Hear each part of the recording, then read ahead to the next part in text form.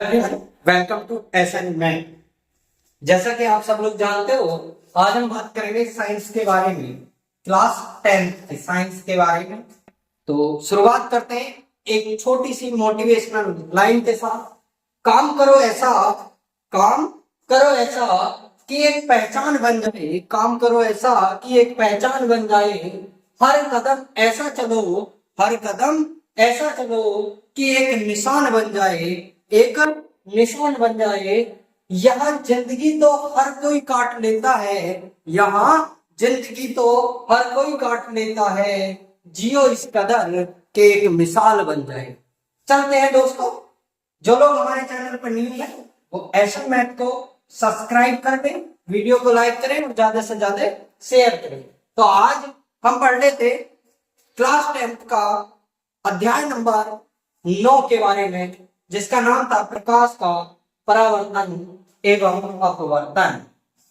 तो हम बात करेंगे उसी के बारे में जहां तक हमने पिछली 3 क्लासों में कर लिया था। उसी से आगे हम आज चलते हैं, उसी से आगे, यानी कि अब हमें पढ़ना है आज की क्लास में प्रकाश का अपवर्तन। क्या पढ़ना है दोस्तों?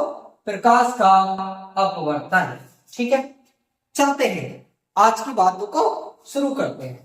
प्रकाश का अपवर्तन एक ऐसी घटना है जब हम प्रकाश को एक माध्यम से दूसरे माध्यम में प्रवेश करते हैं, तो जो प्रकाश अपने मार्ग से विचलित हो जाता है, भटक जाता है, हम उसी को प्रकाश का अपवर्तन कहते हैं। समझ में आई बात?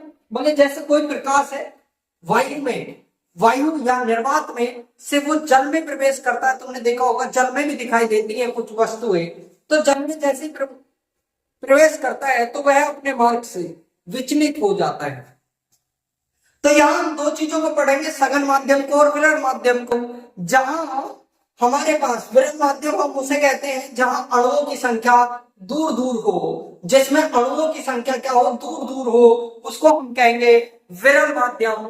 और जहां अणुओं की संख्या पास पास हो, पास पास हो, उसे हम कहेंगे सघन माध्यम। ठीक है, तो सघन माध्यम में जो प्रकाश की किरण है वो अभिलंब की ओर झुक जाती है, और विरल माध्यम में जो प्रकाश की किरण है वो अभिलंब से दूर हट जाती है। तो आज हम उसी के बारे में बात करेंगे दोस्तों, प्रकाश के अपवर्तन के बारे में। ठीक है जी, देखते हैं। जब प्रकाश की किरण एक माध्यम से दूसरे माध्यम में जाती है तो यह अपने मार्ग से विचलित हो जाती है। प्रकाश की किरण को अपने मार्ग से विचलित हो जाना प्रकाश का अपवर्तन कहलाता है। प्रकाश का अपवर्तन सिर्फ पारदर्शी पदार्थों से ही होता है, जैसे शीशा हो गया, वायु हो गया, जल हो गया आदि। जैसे तुमने देखा होगा कई बार हमारे पास वायु से कोई प्रकाश किरण जल में प्रवेश करती है, तो ये सब चीजें हम किसके अंतर्गत पढ़ते हैं? प्रकाश के अपवर्तन के अंतर्गत पढ़ते हैं। ठीक है, जैसा कि आप सब लोग देख रहे हो, ये हमारे पास एक श्वेत प्रकाश किरण है, ये यहां से प्रवेश कर रही है प्रिज्म के अंदर। तो कुछ प्रकाश किरणें 7 रंगों में टूटती हैं, विबग्योर में। किसमें टूटती हैं? विबग्योर में। विबग्योर लिखा जाता है नीचे से ऊपर की तरफ। अच्छे से दिखाई दे रहा होगा, अगर नहीं दिखाई दे रहा तो मैं थोड़ा छोटा करके दिखा देता हूँ इसको। ठीक है, अब थोड़ा ठीक दिखाई दे रहा होगा, वीडियो में एकदम साफ आ रहा होगा। अगर अभी भी नहीं आ रहा होगा तो अब और थोड़ा ठीक आ रहा होगा, साफ क्लियर है। तो ये सारे नीचे से ऊपर की तरफ लिखे जाते हैं हमारे क्या? विबग्योर। क्लियर है सभी बच्चों को? तो आगे हम बात करते हैं प्रकाश के अपवर्तन का क्या क्या कारण है, मतलब प्रकाश का जो अपवर्तन है वो क्यों होता है। तो प्रकाश के अपवर्तन का कारण, अपवर्तन प्रकाश के एक पारदर्शी माध्यम से दूसरे पारदर्शी माध्यम में प्रवेश करने पर प्रकाश की चाल परिवर्तन के कारण होता है। जो प्रकाश की चाल है, जैसे कभी कई बार तुमने देखा होगा, तुम एकदम सड़क पे जा रहे हो, है नहीं, और जैसे सड़क पे बिल्कुल हाईवे पे जा रहे हो, हाईवे पे, और तुम्हें किसी गांव में जाना है, टूटी फूटी सड़क मिल जाए, कच्ची सड़क मिल जाए, तो तुम्हारी चाल में परिवर्तन होगा कि नहीं होगा? बिल्कुल होगा ना। हाईवे पे तो तुमने क्या दौड़ा रखी है गाड़ी, लेकिन जैसे कच्ची सड़क पर गए और झटके अटके हैं तो तुमने क्या करा? स्लो करा, तो तुम्हारी जो है वो तुम अपने मार्ग से क्या हो गए? विचलित हो गए, जिसी कारण हम क्या करते हैं? प्रकाश का अपवर्तन करते हैं। ठीक है दोस्तों, प्रकाश के अपवर्तन के 2 नियम होते हैं। प्रकाश के अपवर्तन का नियम, प्रकाश के अपवर्तन के नियम 2 हैं। कौन कौन से नियम है? पहला नियम जरा देखेंगे तो पहले प्रकाश के अपवर्तन का थोड़ा चित्र बना देता हूं, जैसे कि तुम्हें समझ में आ जाए।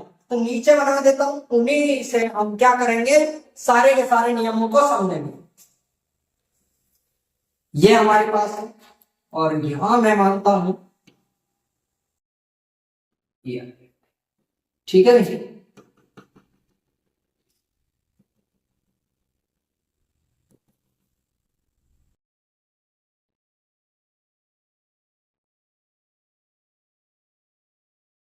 ठीक, अभिलंब मान लेता हूं, कोई एक अभिलंब मान लेता हूं, बिल्कुल जो कलर आपको दिख जाए ब्लैक से मान लेता हूं, सीधा सीधा अभिलंब हम मानता हूं। यहां पर ये हमारे पास क्या है, अभिलंब, ये है हमारे पास अभिलंब।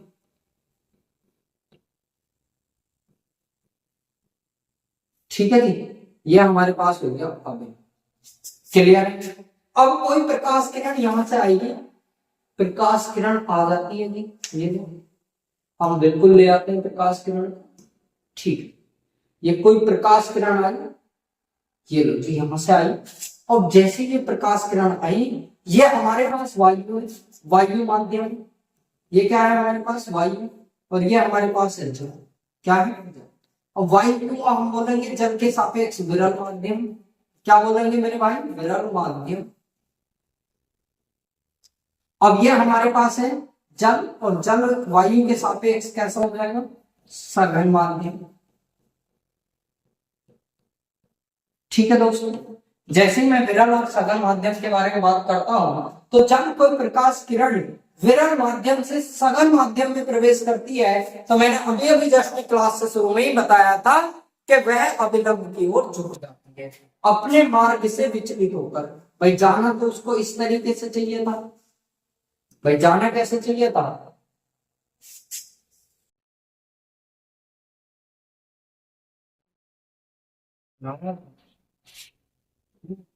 जाना चाहिए तो कुछ इस प्रकार से। अब ये इस प्रकार से ना जाकर क्या हो जाती है, अभिलंब की ओर, क्या हो जाती है, अभिलंब की ओर। इसको हम बोलेंगे आपतित किरण।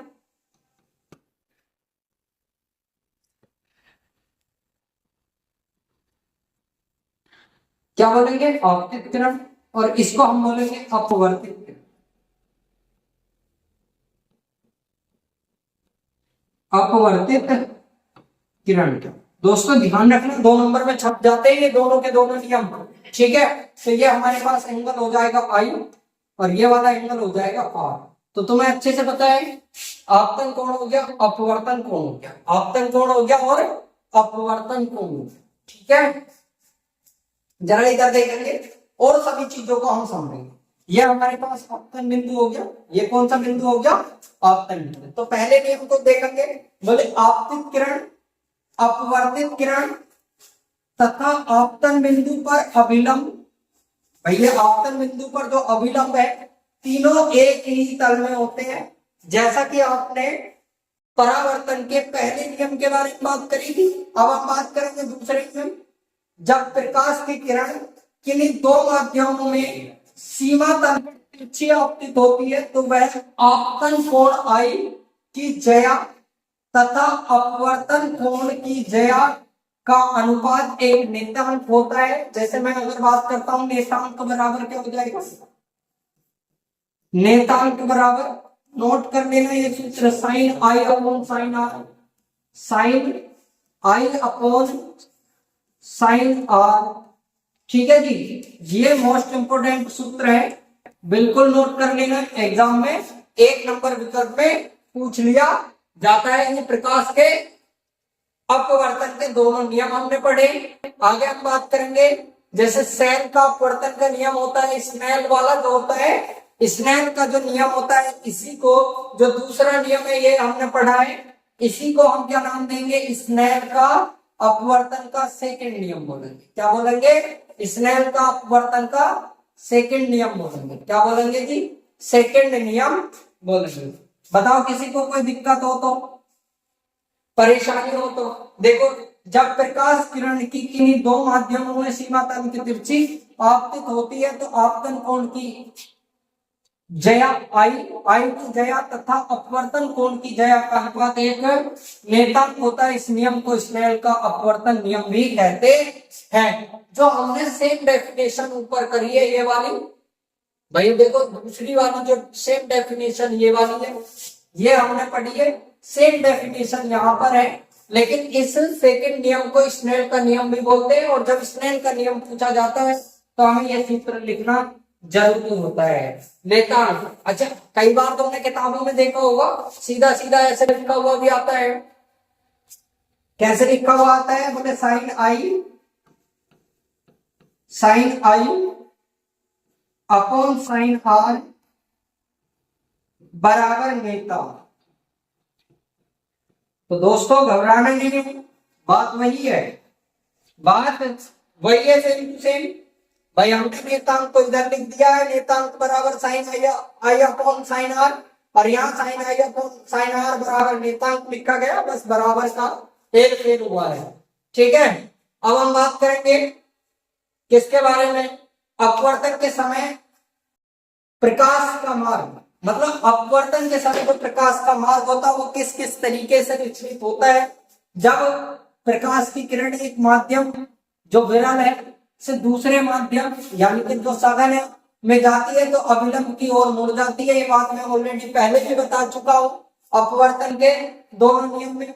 जब यह प्रकाश की किरण सघन से विरल की ओर जाता है तो अभिलंब से दूर भाग जाती है। जो प्रकाश की किरण है वो अभिलंब से दूर भाग जाती है। इस बात को समझेंगे कुछ इस चित्र के अनुसार।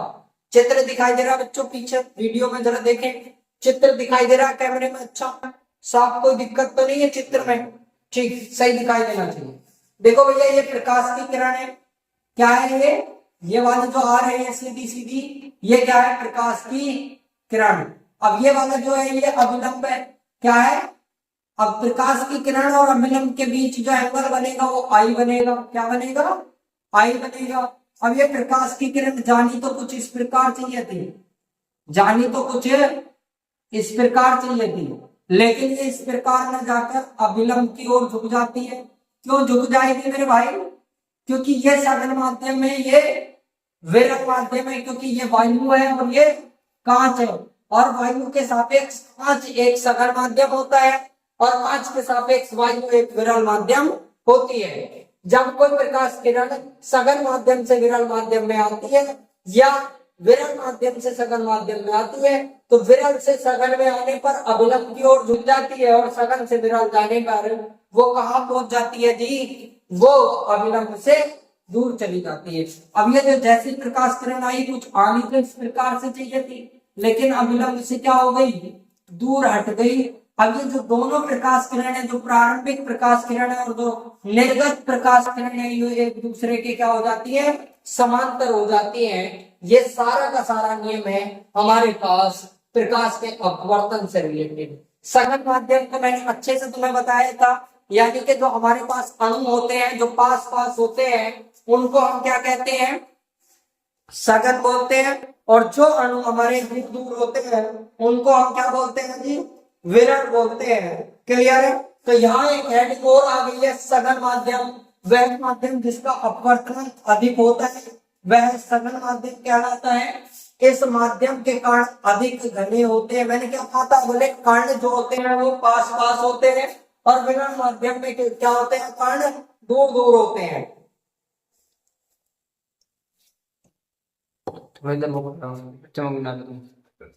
ठीक है जी, विरल माध्यम के बारे में बात करेंगे। वह माध्यम जिसका अपवर्तनांक कम होता है फिर विरल माध्यम कहलाता है। इस माध्यम में कणों का घनत्व कम होता है, यानी कि कण क्या होते हैं? दूर दूर होते हैं। क्लियर है मेरे भाई? आगे हम बात करेंगे किसी माध्यम का सघन और विरल होना, दो माध्यमों के बीच तुल्यात्मक अध्ययन।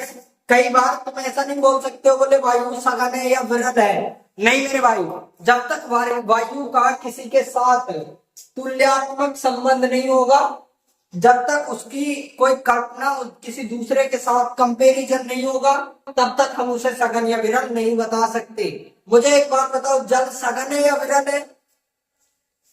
बताओ जरा, सघन है? कमेंट बॉक्स में बताओ, छापो जल्दी जल्दी, कमेंट बॉक्स को भर दो धड़ाधड़। देखो दरअसल बेटे जल ना तो सघन है ना विरल है। क्यों नहीं है गुरुजी? मुझे एक बात बताओ, अगर जल के साथ वायु आई तो जल सघन, और जल के साथ यदि कांच आ गया तो जल क्या हो जाएगा? विरल माध्यम हो जाएगा। तो जल की जो प्रकृति है वो दोनों रूप से काम करती है, वायु के साथ सघन की और कांच के साथ विरल की। आगे बात समझ में क्लियर है सभी बच्चों को? है कमेंट बॉक्स में भर दो जल्दी। बड़ा धीरे बोल रहा है, वैसे ही माइक चढ़ लग रहा है। ठीक है, तो यह निर्भर करता है कि कौन सा माध्यम किस माध्यम के सापेक्ष अधिक सघन है। जैसे तुमने देखा जल जो है वो वायु के सापेक्ष अधिक सघन है, और कांच जो है वो जल के सापेक्ष अधिक सघन है। तो कौन सा विरल है? अब हम बात करेंगे प्रकाश के अपवर्तन से होने वाली घटनाएं। जैसे कई बार तुमने देखा होगा तारे क्यों टिमटिमाते हैं, कभी सोचा है? नहीं सोचा ना, आज सोचोगे। बोले सुबह सुबह सूरज बड़ा सा दिखाई देता, गोल मटोल लाल सा, क्यों दिखाई देता है? कभी सोचा है? बोले नहीं सोचा, आज सोचोगे। बोले गिलास में, कांच के गिलास में भरे हुए पानी में जो सिक्का डालते हो तुम, कॉइन डालते हो, वो ऊपर उठा हुआ दिखाई देता, क्यों? कभी सोचा है? आज सोचोगे। ठीक, कई बार तुमने देखा होगा कांच के गिलास में कोई छड़ डाल देते हो तो छड़ तिरछी दिखाई देती है, थोड़ी ऊपर उठी दिखाई देती है, क्यों? आज सोचेंगे। ठीक है, सब सीखेंगे आज मेरे बात, देखेंगे, सारी बात करेंगे। प्रकाश के अपवर्तन से होने वाली, प्रकाश के अपवर्तन से होने वाली परिघटनाओं के बारे में बात करेंगे। पहली परिघटना है शीशे के गिलास में। ध्यान रखना, गिलास कैसे होना चाहिए? शीशे का। शीशे के गिलास में रखी पेंसिल या चम्मच मुड़ी हुई नजर आना। शीशे के गिलास में पेंसिल या चम्मच मुड़ी हुई या कुछ छड़ क्या मुड़ी हुई दिखाई देना। ठीक है मेरे भाई, ऐसा गिलास लेना है तुम्हें। कैसा लेना है? बिल्कुल कांच का ऐसा गिलास लेना है, और इसमें भर लेना जल। यानी इस तरीके से क्या भर लोगे मेरे भाई? जल भर लेंगे हम। और जैसे जल भर लेंगे तो इसमें कोई छड़ डालेंगे। छड़ देखो जरा, कोई छड़ है यहाँ पे? छड़ दो जरा, पेंसिल दे दो, पेंसिल, सिक्का, सिक्का दोगे? लो सिक्का दे दो, सिक्का दो। ये जो सिक्का है ये डाल दिया। अब ध्यान से देखना, ये जो सिक्का है ये ग्लास में बिल्कुल जस्ट कैमरे में ऊपर उठा हुआ दिखाई दे रहा होगा। तो ये सारी बातें हम करेंगे इसी वीडियो में। ठीक है, अब ध्यान देंगे। जैसे ये रहा ग्लास, दिखाई दे रहा वीडियो में, देखो जरा पीछे वीडियो में दिखाई दे रहा ग्लास, पेंसिल भी दिखाई दे रही है। तो ध्यान से देखेंगे, ये कांच का ग्लास है, आधा भरा हुआ है। कितना भरा हुआ है? आधा भरा हुआ है। तो ये जो पेंसिल है कुछ इस प्रकार है यहां से। अब यहां से जो है ये मुड़ गई और कुछ इस तरीके से दिखाई दे रही है। तो ये वाला जो मोड़ है, ये वाला मोड़ ही ये क्या कहलाता है? प्रकाश के अपवर्तन के कारण दिखाई देता है। ये जो मुड़ा हुआ तुम्हें दिखाई दे रहा है ये किस कारण दिखाई दे रही है? पेंसिल का मुड़ा हुआ होना प्रकाश के अपवर्तन के कारण दिखाई दे रही है। ठीक है, अरे ऊपर से थोड़ा और खाली कर ले इसको, ऊपर से दिखाई देगी, जैसे कि यहाँ पे दिखाई दे रही है। ठीक है, पढ़ के आराम से स्क्रीनशॉट मारो और इसको लिख लेना। ठीक है दोस्तों, आगे बात करेंगे। आगे दूसरे के शीशे के ग्लास में रखा सिक्का उठा हुआ नजर आना। तो देखो कुछ इस प्रकार से सिक्का, मैंने अभी अभी तुम्हें दिखाया था। सिक्का जो है जब कांच के गिलास में रखोगे तो पहले बिना पानी के तुम देखना और फिर पानी डाल के उसमें देखना, आधा गिलास पानी डाल के, तो वो सिक्का क्या होगा? वो ऊपर उठा हुआ दिखाई देगा। क्लियर है दोस्तों? आगे हम बात करेंगे, आगे हम बात करेंगे अपवर्तनांक के बारे में। तो चलते हैं अपवर्तनांक की दो परिघटनाएं हमने पढ़ ली।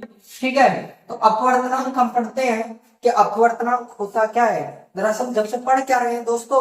पढ़ तो अपवर्तनांक ही रहे हैं। क्लियर है? तो भैया क्या पढ़ रहे हैं हम? अपवर्तनांक ही तो पढ़ रहे हैं। क्लियर? जब प्रकाश की किरण एक माध्यम से दूसरे माध्यम में जाती है तो यह अपने मार्ग से विचलित हो जाती है। यह विचलन माध्यम और उस माध्यम में प्रकाश की चाल पर निर्भर करता है। अतः अपवर्तनांक माध्यमों में प्रवेश की चाल का अनुपात होता है। जब प्रकाश की किरण किन्हीं दो माध्यमों के सीमा तल पर तिरछी आपतित होती है तो आपतन कोण आई की जया तथा अपवर्तन कोण की जया का अनुपात एक नेता होता है। अभी अभी हमने पढ़ा था sine i upon sine r बराबर क्या होता है, नेतांक होता है। इसी स्थिरांक के मान को पहले माध्यम के सापेक्ष दूसरे माध्यम का अपवर्तनांक कहते हैं। प्रकाश की चाल और अपवर्तनांक, जो प्रकाश की चाल है और प्रकाश की चाल का क्या है, अपवर्तनांक। किसी भी माध्यम में प्रकाश की चाल उसके अपवर्तनांक पर निर्भर करता है। माध्यम का अपवर्तनांक जो है उन दोनों माध्यमों के सघन और विरल पर निर्भर करता है। आगे हम बात करेंगे लेंसों के बारे में। किसके बारे में, लेंसों के। देखो लेंस जो है दो प्रकार के होते हैं। लेंस अगर मैं बात करता हूं, लेंस दो प्रकार के होते हैं। लेंस कौन कौन से दो प्रकार के होते हैं, गोलीय लेंस और एक परवलय लेंस। तो हम यहाँ बात करेंगे गोलीय लेंसों के बारे में। तो गोलीय लेंस द्वारा अपवर्तन के बारे में पढ़ेंगे हम। जो गोलीय लेंस होते हैं जो हमारी आंखों में लगे हुए होते हैं और बहुत सारी जगह लगे हुए होते हैं, तो हम उनके बारे में बात करेंगे। लेंस दो पृष्ठ, देखो भैया लेंस जो बना हुआ होता है वो कुछ इस प्रकार बना हुआ होता है। ये दो गोले होंगे, ये दो गोले होंगे। अब यदि मैं इसको इधर से, अब इसको इरेज भी नहीं कर सकते, यहाँ ऐसा कोई सिस्टम ही नहीं है इस पीडीएफ में है जिस सारे के सारे इरेज हो जाएंगे। ये लोग ठीक फोर सिस्टम करते हैं। चलो देखो, ये जो हमारे पास है मैं ध्यानपूर्वक बनाने की कोशिश करता हूं। ये हमारे पास है और दूसरे गोले को हम किसी और कलर से ले लेते हैं, जैसा हमने ले लिया ये वाला कलर, ये वाला। अब जो लेंस है उसको मैं अलग कलर से ब्लैक कर देता हूं। ठीक है जी, ये हमने क्या कर दिया, ब्लैक।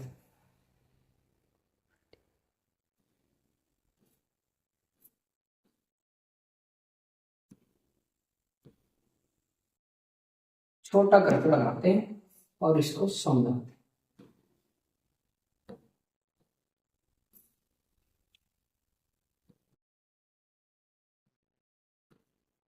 ठीक है, तो अब मैं रेड करता हूं, ध्यानपूर्वक देखिए जरा।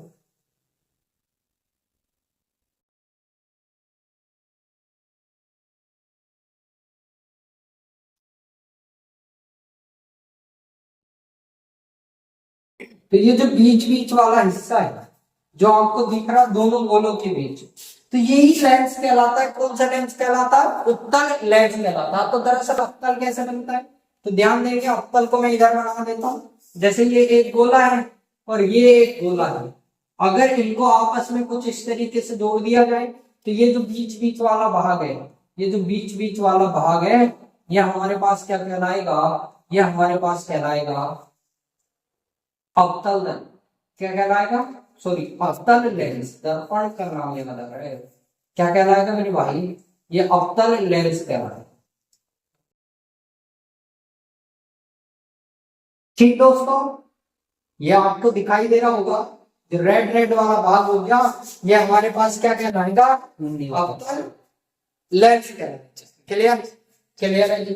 देखो दो पृष्ठों से घिरा हुआ कोई पारदर्शी माध्यम, देखो दो पृष्ठों से घिरा हुआ पारदर्शी माध्यम जिसका एक या दोनों पृष्ठ गोलीय लेंस कहलाता है।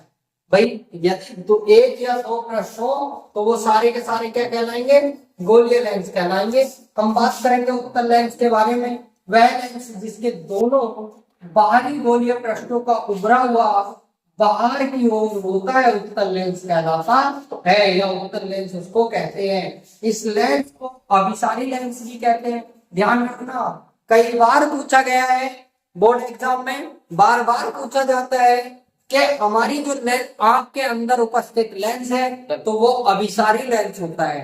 अब अभिसारी लेंस को हम क्या बोलते हैं, उत्तल लेंस भी बोलते हैं। ध्यान रखना, तो कई बार क्या होता है, अभिसारी ऑप्शन में ना देके वो कौन सा दे देता, उत्तल दे देता, क्योंकि यह अपने से गुजरने वाले प्रकाश किरणों को अभिसारित कर देता है। जैसे देखेंगे, जैसे हमारे पास ये वाला लेंस तुम्हें दिखाई दे रहा होगा और ये सारी की सारी मुख्य अक्ष के समांतर प्रकाश किरण है, तो ये एक जगह केंद्रित कर रहा है। ये जब एक जगह केंद्रित करेगा तो इसी को कहते हैं अभिसारित करना। ठीक है, आगे हम बात करेंगे अवतल लेंस के बारे में। तो अवतल लेंस के बारे में यदि हम बात करते हैं, वह लेंस जिसके दोनों बाहरी गोलीय पृष्ठ अंदर की ओर वक्रित हो उसे अवतल लेंस कहते हैं। इस लेंस को अभिसारी लेंस भी, सॉरी अपसारी, क्या बोलेंगे? अपसारी। अभिसारी तो उत्तल लेंस को बोलेंगे और इसको बोलेंगे अपसारी, क्योंकि यह अपने मार्ग से गुजरने वाली प्रकाश किरणों को अपसरित करता। अपसरित का मतलब है वितरित करना, फैलाना। ठीक है, ये हमारे पास अवतल लेंस है और अवतल लेंस से मुख्य अक्ष के समांतर जो भी प्रकाश किरण आएगी उसको कुछ इस तरीके से, कुछ इस तरीके से। अब ये जो पीछे की तरफ हो रही है, ये जो डैश डैश हो रही है, ये पीछे की तरफ इनको यदि हम बढ़ाते हैं तो यह हमारे मुख्य फोकस से होकर गुजरते हैं। क्लियर है दोस्तों? सभी को ये बात समझ में आई? Thank you very much for watching my video. अगर वीडियो अच्छी लगी हो तो दोस्तों को शेयर करें, वीडियो को लाइक करें, चैनल को सब्सक्राइब करें। Thank you.